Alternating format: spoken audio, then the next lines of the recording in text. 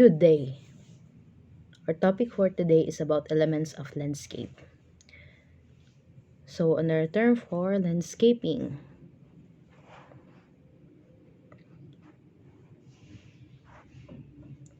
So, for the elements of landscape, we have the elements of compositions are the visual qualities that people see and respond to when viewing a space. So, visual qualities can elicit many different emotions and feelings, and the more positive those feelings, the more likely people are to enjoy and use a space.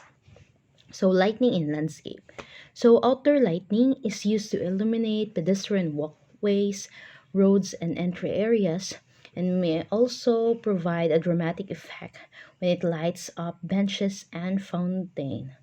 So, we need some light and illumination to make our a place much brighter and more conducive. So the level of illumination varies with the extent of usage of the various external spaces. So high intensity light is required for highways and other heavily used areas. So use as in highways or our pathways for us to easily walk even though we don't use flashlights because there is proper illumination and usage of our lights. So warm and colored illumination is best suited for quiet areas along minor residential streets and parking areas. So lighting techniques. So first is path lighting. So typical fixtures, mushrooms, tulip lights, lanterns, tire lights, and specialty lights. So these low impact or shielded lights face down to the ground or paths to add safety, security, and visibility for walking. So path landscape lighting evenly and clearly light pathways, so walkways and water elements like ponds and waterfalls while avoiding glare. So architectural lighting. For the architectural lighting, so the techniques of architectural lighting reuse to accentuate the variation in texture as well as architectural features in brick and stonework, so soft details and fascia. So owl can also be used to enhance gateways, fountains, and statues. So architectural lighting can use to enhance gateways as what I said kanina. It is for the illumination and easily for us to walk ways without even using some flashlights. So with this, the view of your areas in the night time is very good and very elegant. So lighting techniques, step lighting or deck lighting. So typically fixtures is spot rich accents, lights, specialty lights.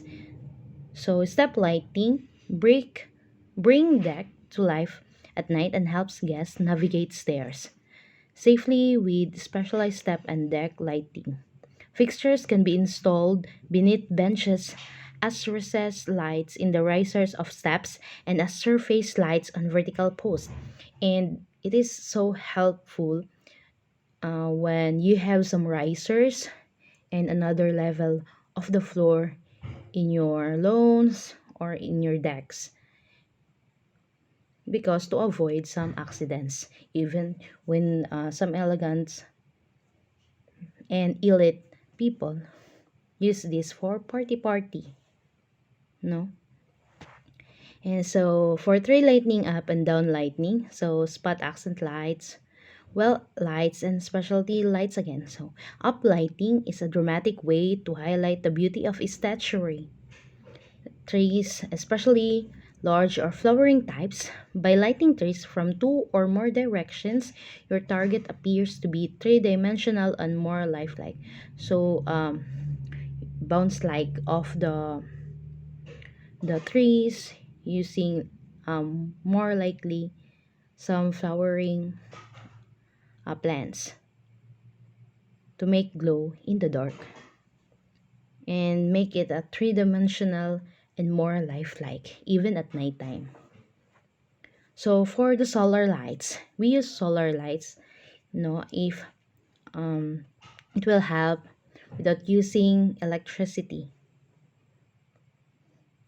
So solar landscape lights make use of tiny photovoltaic cells or solar powered cells to charge the battery that is integrated into the lighting fixtures. Solar landscaping lighting comes in a vast variety of styles, so most manufacturers prefer to install the PV cell or photovoltaic cell into the lighting fixture itself. So this can't work if you place the light in the shade because uh, as we said that solar means they use some heat from the sun. So other solar landscape lighting models tend to separate the PV panel from the lighting fixture, thus the PV module will be able to receive maximum sunlight. So drawback is that the wires have to be buried. So some of that is um, it's like used in the house, diba? It is not directly beneath side by the lights, no, but it is away from the fixtures or the solar lights because of the PV. And for it not to be visible and not so messy, so we must need to bury the wires for us not to stumble, baka mapatid tayo, okay, and will cause electric shock and cause damages. So for fluorescent lights, a long straight tube coated with phosphor containing low pressure mercury vapor that produces white light. So we also use that in our house, diba? Inside our house, but it can be used also as the lighting into our lawns. So how about the halogen? So high pressure incandescent lamps containing halogen gases such as iodine or bromine, allowing filaments to be operated at higher temperatures. So next is luminaire, a complete lighting unit consisting of the lamp, ballast as required with the parts designed to distribute the light, position and protect the lamp and connect them to power supply. So that's easy. And we also use that see that um, through pathways, most of us in our municipalities. So neon, so a pressure gas contained within a glass tube, so the color emitted depends on the gas. Next is the light emitting bodies or the LED. That's the meaning of the LED, light emitting bodies. So are tiny bulbs without the filaments that would burn out on ordinary light bulbs, illuminated solely by the movement of electrons in a semiconductor materials. So it is used also in designing the house, designing the rooms for illumination, and also can be used as in party and some dates and some restaurants, but also you can use that in loans to specify and directly light your lawns and to emphasize the feature of it. So underwater lighting. So underwater lights can be used in outdoor or submerged conditions for dramatic pond and garden effects. Illuminating your pond, garden, or water course not only increase its attractiveness and also ensures safety as it is easier to see in the dark. So underwater pond lighting is available in different colors to allow for a more unique yard decoration. Colored lenses that can be placed over your underwater light to illuminate the pond with a color are available separately. So that's the time that we use it for us not to stumble down. But some elite people and having some swimming pool and even some at the hotel, they use it because they are so attractive at night because of the illumination from the water. Then it can attract people to see it. That's why some of men's and women's used to gather around having that when they have some parties. Diba? My because of the illumination and can attract people because of the lights. So design of pathways. So paving in landscape. So the path defines the passage in the landscape created. It could be paved or unpaved. Paving materials are used to eliminate hazards from mud and dust and to form a smooth surface for ease of circulation. So various design patterns in pathways help beautify the surrounding and look pleasing to the eye. So the paving material could be natural or man-made. So man-made paving materials are available in a wide variety of textures and colors. So for the design of pathways, the path defines the passage in the landscape created, so it could be paved or unpaved. Paving materials are used to eliminate hazard from mud and dust and to form a smooth surface for ease of circulation. So various design patterns in the pathways help beautify the surrounding and look pleasing to the eye because of its design. So the paving material could be natural or man-made. So man-made paving materials are available in a wide variety of textures and colors. So first is we are going to use of stone as a paving material. So stone, one of the oldest paving materials, offers good, durable. So use of stone as a paving material. So stone, one of the oldest paving materials, offers good, durable, wearing surface with a minimum maintenance required. So rubble, and ashlars. So masonry are the two forms of stone and used for paving. So first, rubble masonry is rough stone as it comes from the quarry but may be trimmed somewhat where necessary. So you can use it to wipe down in some shiny things. So ashlars masonry is hewed or cut stone from the quarry and is used much more often than rubble for the surfacing of the walls. So mostly it's used in some old homes, old museums, and old cathedrals.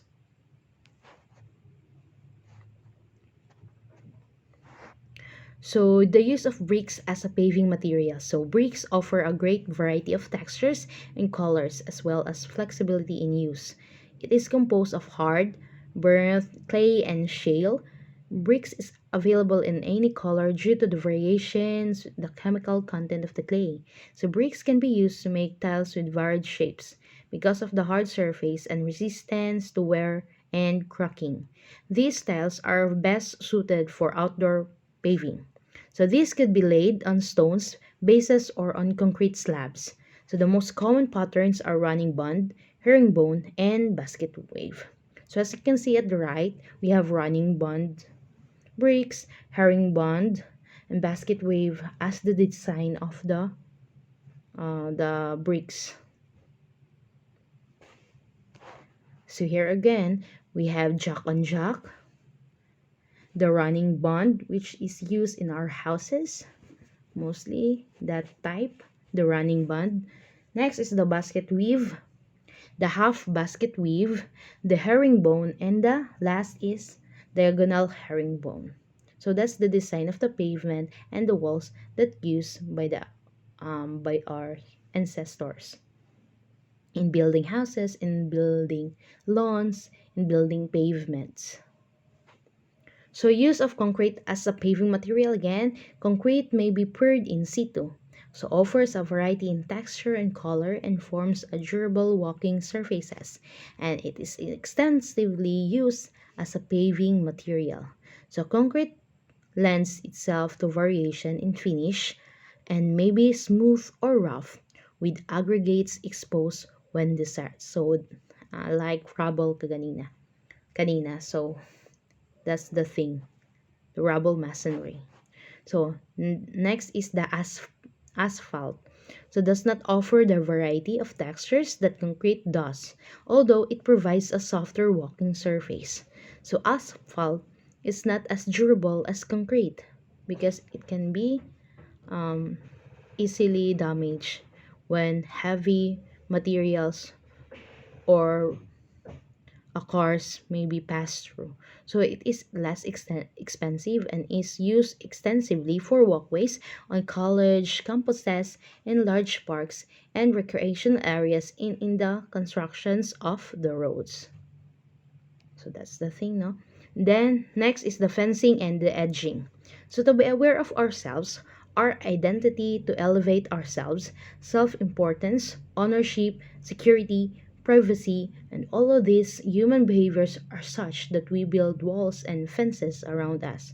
So there are many differences and different types of fencing to choose from. First, the wrought iron fences. So also offer more security features than other types of fencing, as it can include spikes across the top of your tall wrought iron fence to discourage intruders. So some of that is Hispanic houses. And even museums have that type of fencing. Next, second is the vinyl privacy fences. So defines your property lines and provide a backdrop for additional landscaping. So unlike wooden privacy fences, vinyl or composite fences does not need to be replaced, repaired or refinished due to decay. So third is the stack stone. A stack stone retaining wall can perform double duty as both a decorative fence and a means to protect against eroding soil. So that's the thing. No? It's easy for the stacks of stone. So we have number 4, the picket fences. And more for decoration and definition than they are for privacy and security. So it is main type of our some barangay. That's the type, the picket fences, which can use wood or bamboo. Number 5 is bamboo fences. So it is a renewable resource, thus making it an eco-friendly choice for your fence material.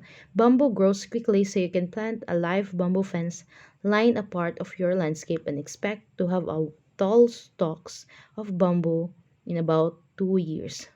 But then, uh, they use bamboo fences na nakadikit-dikit. While we are in the province and in a third world country, we use the picket fences type of fences but using the bamboo. Diba? So next, for the stone landscaping with stone brings in a natural elements that evokes solidness and a sense of security. Because of the stone, it is hard. So uh, intruders cannot intrude us for our from our privacy. So types of landscape stones and their uses again. So first is retaining walls. There are many different types of stones that can be used when it comes to creating retaining walls in the lawn. So one may elect to assemble a retaining walls around a small pond or even a garden. So second is the flagstone.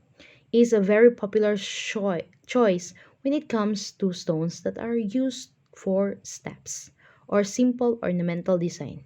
Third is the boulders. Homeowners elect to implement the use of boulders in the decorative design of their landscape. So we can see that on our right side picture.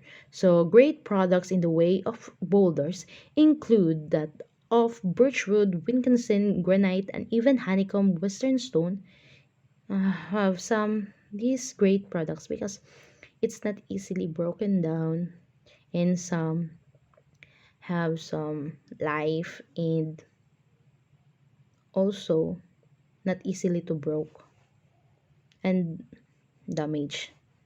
So fourth is the marble. So many individuals elect to use marble when decorating their landscape. So it can be used to create signs around or any garden ponds, and even marble fountains can be purchased in order to bring out the natural appeal of a pond or garden area. So also used in sculptures, so the marble. Fifth is the natural stone. Is often a choice for small landscaping structures, which is used on our lawns, in our garden, and even our pots to make it more lively because of its attracting color white and off-white. Six is decorative stones are used in pathways or trails to beautify the garden, and some of them are Royal George, walnut nuggets, beechwood pebbles, and many more. So for the other than that, there are pebbles used for sidewalks, stepping stones used in gardens, and stone is also used as stone lantern in China's garden. So it depends on your creativity and the designs of as a designer. So let's think out of the box as a designer for our loans and other loans, and even on the resorts, the restaurants, and even some mm, food stalls, near the government buildings, government schools, and even government establishments. For the wood, the uses of wood chips. Use wood chips for pathways alongside a garden, and they are durable and resist compaction from foot traffic and offer a cushion surface to walk. So for incorporate color into a path using wood chips, this will guide foot traffic away from certain areas you want to protect. So use wood chips as mulch. So this will reduce weeds. Some of us use sawdust, di ba, as mulch materials for the weeds not to grow and enhance their growth, because the sawdust help them moisturize the soil. And second, um,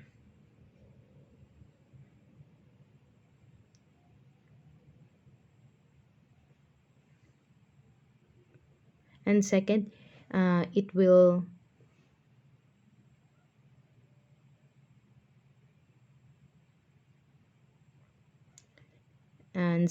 second, um,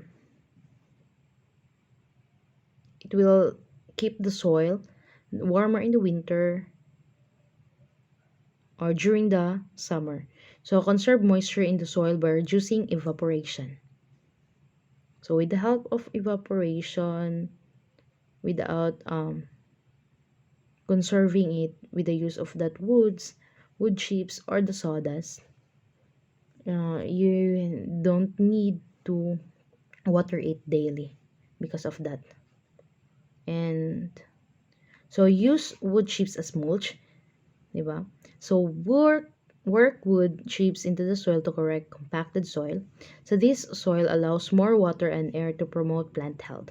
So the wood chips also add nutrients to the soil as they decompose. So that is wood. So when it is decomposed, your mulch will um, give nutrients to the soil.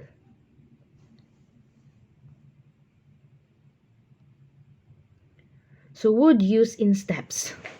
See in the first left photo, okay, we have two photos from upper and the lower. And for the wooden bridges, the second picture in the lower part, and the wooden retaining wall. It's like the wall of China, the Great Wall of China design, di ba? It levels on the ground. So we have redwood. So lower grade redwood is fine for decking on rails. This wood is rot resistant, so it is not easy to rot and decay. So due to its high cost, we may only want to use it on the most visible part of the deck. So it is relatively soft wood and can be easily damaged. Hence, it is best to drill holes to avoid splitting the wood. Second is the cedar. is similar to redwood in its durability and resistance to rot and insect pests. Cedar is usually not used as a structural component in construction, for it is much weaker than redwood and cypress. It is used only for the decorative portion of a project.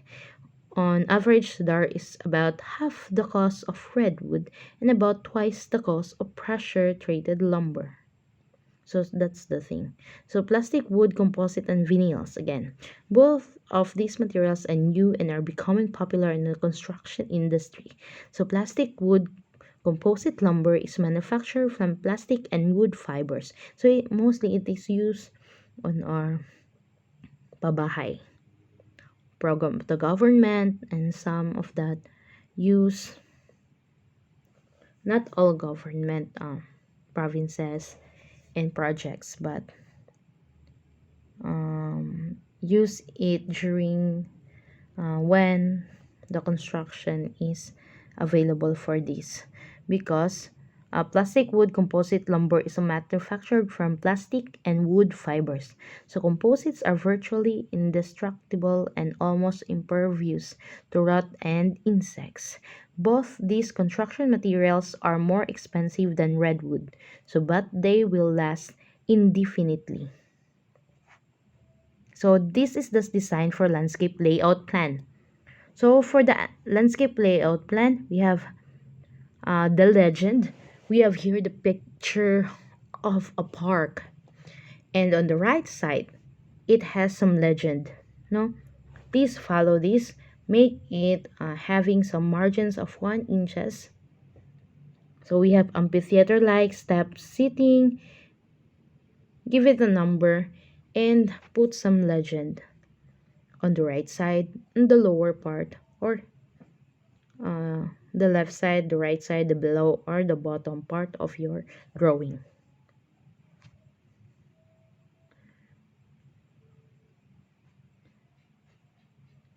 Okay, that's the graphic design. And thank you for listening. So if you have some queries, email me at my address. I have another address here, genshen06 at gmail.com, but you can use our institutional email, which is jbulawan at ascat.edu.ph. So thank you for listening and keep watching.